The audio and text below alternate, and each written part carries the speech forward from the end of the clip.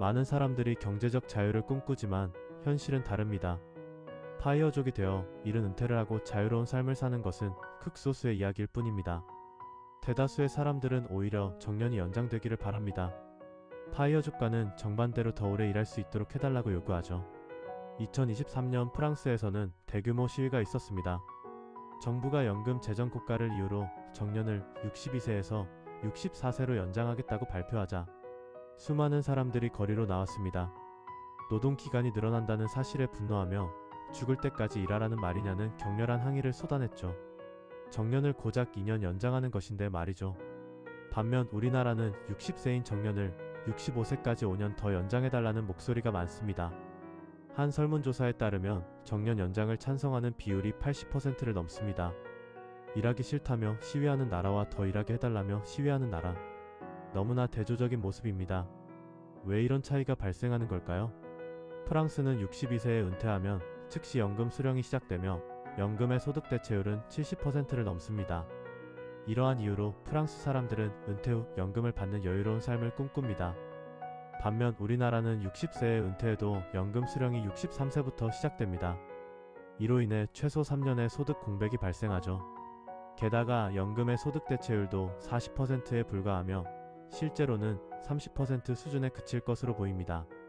이처럼 연금만으로는 생계를 유지하기 어렵다 보니 많은 사람들이 은퇴 후에도 계속 일을 해야 합니다.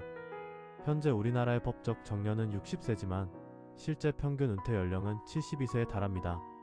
이는 많은 사람들이 정년 이후에도 생계를 위해 재취업을 선택하기 때문입니다.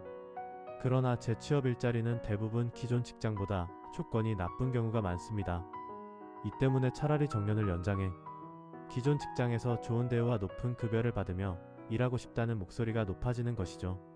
그렇다면 우리는 유럽에서 태어나지 못한 걸 아쉬워하며 살아야 할까요? 사실 한국이라는 국가를 탓할 이유는 전혀 없습니다. 프랑스의 공적연금 보험료율은 월 소득의 27.8%로 매우 높습니다. 반면 한국의 공적연금 보험료율은 월 소득의 9%에 불과합니다.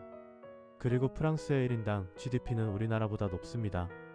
애초에 프랑스 사람들은 더 많이 낼 만큼 더 많이 받는 것이죠. 프랑스 사람들처럼 많이 내지도 않았으면서 프랑스 사람들만큼 많이 받기를 기대하는 것이 잘못된 거죠. 그리고 프랑스인과 한국인의 노년이 다른 모습을 보이는 건 연금 제도의 구조적인 차이도 있겠지만 개인의 미흡한 자산 관리가 더 큰 원인이라고 생각합니다. 프랑스는 공공복지 시스템이 잘 발달되어 있지만 그만큼 높은 세금과 사회보장 기여금을 내야 합니다. 유럽은 보통 다 그렇습니다. 세금을 많이 내는 대신 생애 필수 비용을 국가가 보장하죠. 하지만 그만큼 가처분 소득이 줄어듭니다.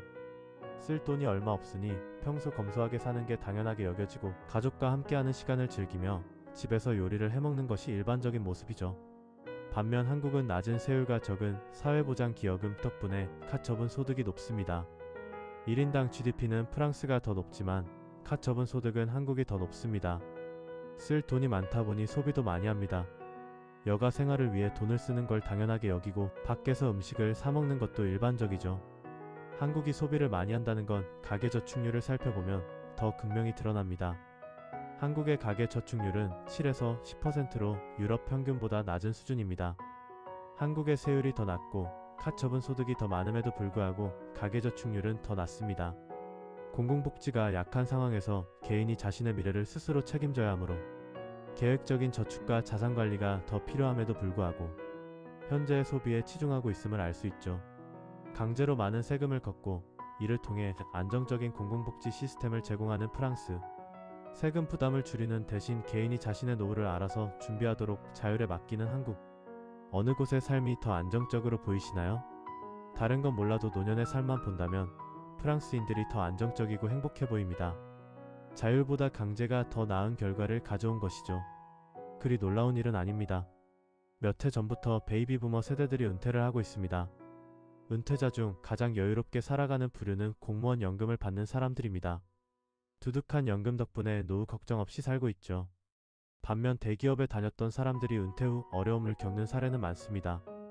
노후 준비를 제대로 해놓지 않고 은퇴를 해서 모아놓은 자산도 변변치 않고 현금 흐름도 준비되어 있지 않은 경우죠.